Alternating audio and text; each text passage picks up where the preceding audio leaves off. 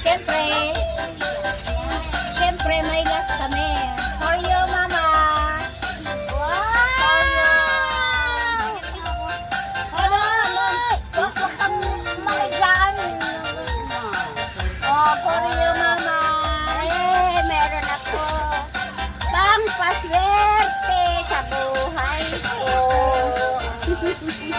For the family, guys. Ayan, pagkamahan namin. Family! Tuntua siya sa bigas sa kasa-itlog niya. Diba?